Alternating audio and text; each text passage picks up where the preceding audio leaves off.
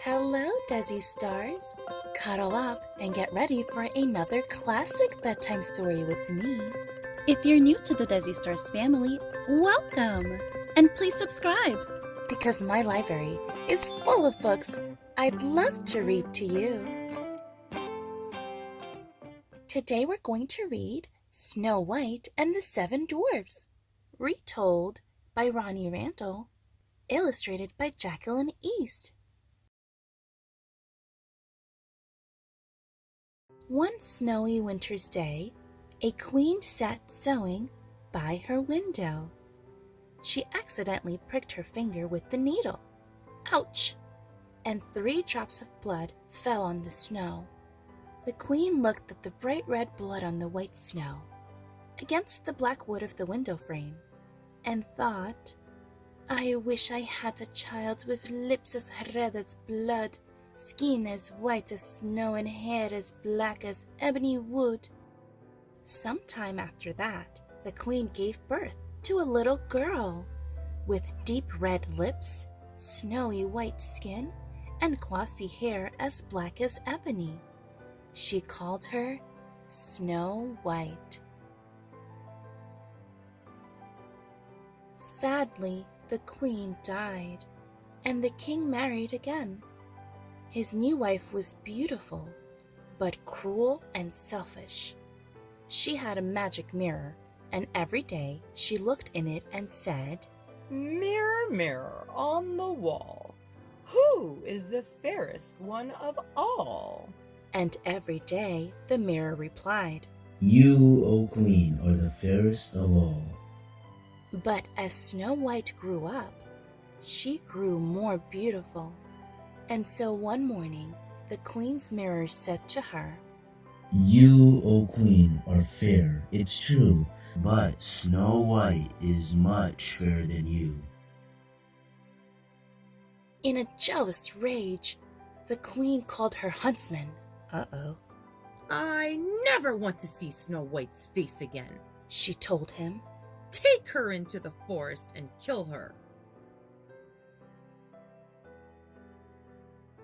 The huntsman took Snow White to the edge of the forest, but he could not bear to hurt her. "Run away, child," he said. "Don't ever come back, or the queen will kill you." Poor, scared Snow White! She was all alone, lost in the forest, running for her life. Toward nightfall, Snow White came to a little house deep in the forest. She knocked softly, but there was no answer, so she let herself in. She must have been so scared.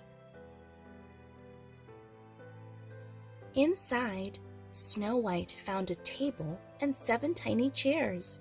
Upstairs, there were 7 little beds.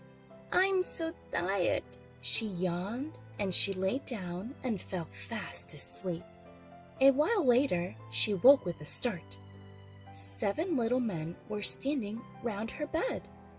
"Who are you?" she asked. "We are the 7 dwarfs who live here," said one of the little men. "We work in the mines all day. Who are you?" "I am Snow White," she replied, and she told them her sad story. The dwarfs felt sorry for Snow White, and they wanted to help.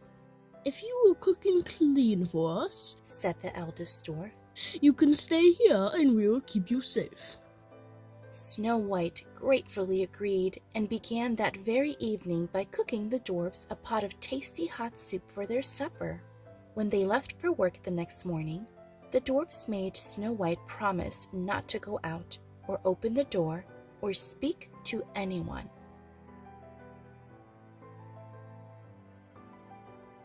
Meanwhile, the queen was back at her magic mirror, but she was shocked by what it told her. "You are the fairest here, it's true, but there is someone fairer than you. Deep in a forest, in a cozy den, Snow White lives with 7 little men." "What?" shrieked the queen. "Snow White is alive?" In a wild frenzy, she raced to her secret chamber in the darkest depths of the castle. There, the queen, who was really a wicked witch, brewed a deadly potion and poisoned a rosy red apple. Disguising herself as an old peddler woman, she set out for the seven dwarfs' cottage. Oh no! Snow White was busy in the kitchen when she heard a tapping at the window. She looked up to see an old woman peering in. Apples for sale! The old woman croaked. Try my lovely red apples! And she handed the poisoned apple to Snow White. Snow White couldn't resist. She took a big bite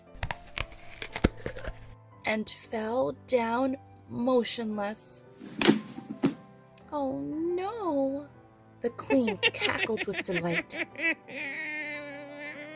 and hurried home to her magic mirror. At last, it gave her the answer she wanted. You, O Queen, are the fairest of all.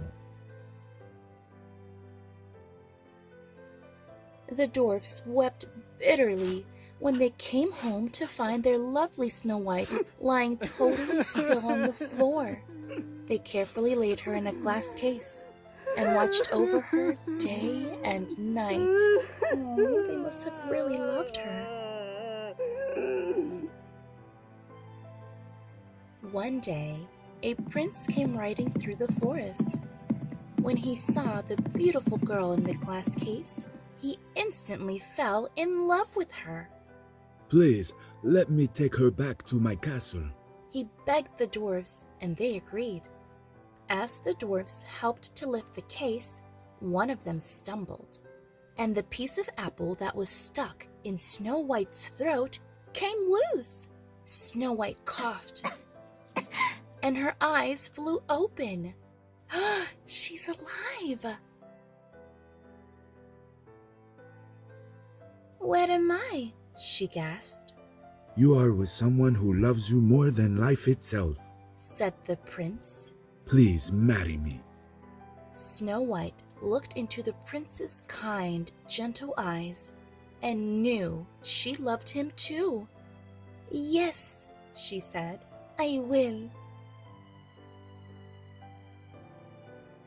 And so they were married, with the dwarfs beside them. They all lived happily together in the prince's castle for the rest of their long lives. The end. If you enjoyed this book, you too can have your own copy. Just use the link in my description box below to know where you can get it.